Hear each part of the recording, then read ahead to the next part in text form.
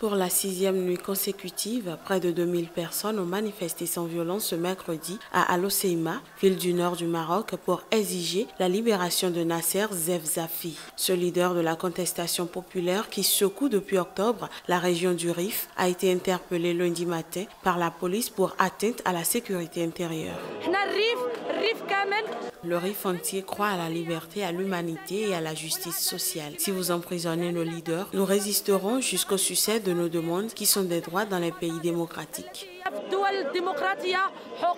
Depuis la diffusion vendredi d'un mandat d'arrêt le visant, Al Hoceima, ville de 56 000 habitants, est en effervescence, même si l'activité y reste calme en journée à cause du ramadan. La police a procédé depuis vendredi à une quarantaine d'arrestations visant essentiellement le noyau dur du Irak, selon un dernier décompte officiel. 25 d'entre elles ont été déférées devant le parquet. Leur procès s'est ouvert mardi, mais a été reporté au 6 juin à la demande de leurs avocats qui ont dénoncé des mauvais traitements pendant leur détention.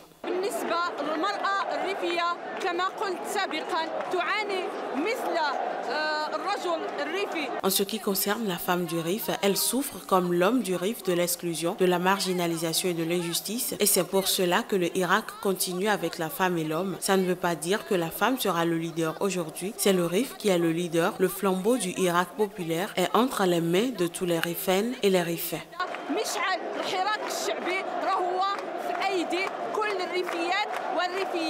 Des heurts nocturnes avaient opposé manifestants et policiers pendant le week-end. Lundi et surtout mardi soir, des milliers d'habitants sont descendus dans les rues du quartier de Sidi Abed, cette fois sans violence. Les manifestations de ces 3 derniers jours ont montré que le Irak conserve jusqu'à présent, malgré les arrestations, une capacité de mobilisation et d'organisation avec l'émergence de nouveaux visages. La classe politique reste de son côté très discrète. Les antennes provinciales à Al Hoceima de 3 partis, dont le PJD islamiste, ont publié un communiqué commun s'alarmant d'une situation grave et désapprouvant l'approche sécuritaire de l'État. Mais leur direction nationale reste pour le moment silencieuse.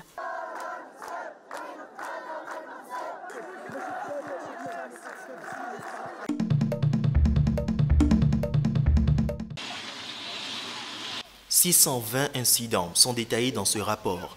Village entier brûlé dans le cadre de campagnes de représailles, des récits de viols collectifs de femmes et de filles parfois âgées d'à peine 5 ans, des exécutions extrajudiciaires, des décès suite à des cas de torture ou de mauvais traitements dans des centres de détention. L'ONU a passé au crible 12 ans de crimes parmi les plus abominables commis par l'armée ou des groupes armés en Centrafrique entre 2003 et 2015. Le rapport de cartographie provient du forum de Bangui d'il y a 2 ans et il est également mandaté par le Conseil de sécurité qui a exigé ce rapport. Il couvre une période de 13 ans allant jusqu'à la fin 2015, une période durant laquelle ce pays a connu de graves violations des droits de l'homme. Il y a une cour pénale spéciale, la CPS, qui vient d'être créée et le procureur vient d'arriver. Notre rapport lui sera sans doute utile, ainsi qu'au tribunal, afin de faire avancer le processus de justice individuelle.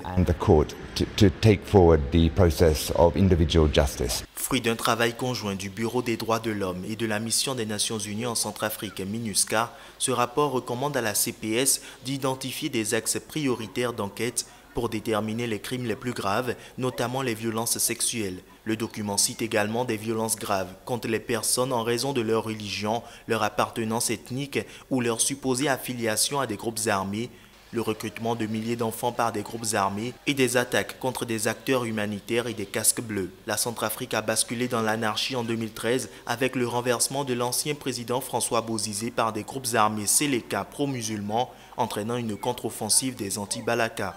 L'intervention de la France et de la force de la MINUSCA entre décembre 2013 et octobre 2016 ont ramené le calme dans la capitale, mais la violence des groupes armés a redoublé ces dernières semaines dans l'intérieur du pays.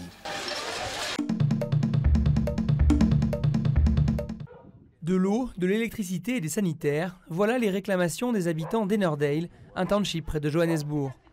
Plus de 20 ans après la fin de l'apartheid, leur frustration face à leurs misérables conditions de vie s'est transformée en violente colère. Céline Brown est née il y a 21 ans dans cette maison.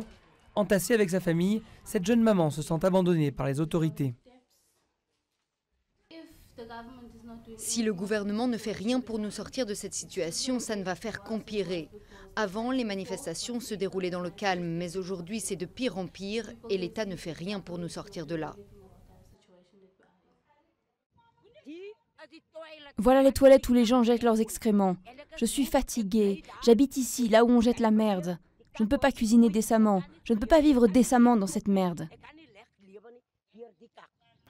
En 1994, l'Afrique du Sud élisait Nelson Mandela, le premier président noir du pays, avec la promesse d'une vie meilleure pour tous. Mais depuis, aucune maison n'a été construite à Ennerdale, et en Afrique du Sud, 13% de la population vit toujours dans des logements informels. Les manifestations violentes sont devenues courantes, et les activistes ne voient pas d'autre moyen de se faire entendre du gouvernement. Les violences de la semaine dernière étaient dues au manque de services de base. Aucune maison n'a été construite à Ennerdale en 28-30 ans. Nous sommes allés dans la rue pour attirer l'attention du gouvernement, pour qu'il nous construise des maisons durables. D'après l'ONG Oxfam, 3 millionnaires sud-africains possèdent autant de richesses que la moitié de la population la plus pauvre du pays. Entre ces inégalités criantes et les scandales sur la corruption au gouvernement, plusieurs économistes alertent sur les risques d'implosion sociale. L'Afrique du Sud est assise sur une bombe à retardement. Il y a une accumulation de problèmes, trop de choses qui ne marchent pas et qui font monter la grogne populaire. Ça finira par exploser. Le gouvernement de l'ANC affirme quant à lui que des progrès importants ont été réalisés depuis les promesses de Mandela et demande aux communautés défavorisées d'être patientes. Mais les résidents d'Ennerdale se sentent tabous et prêts à retourner dans la rue tant que ce sera nécessaire.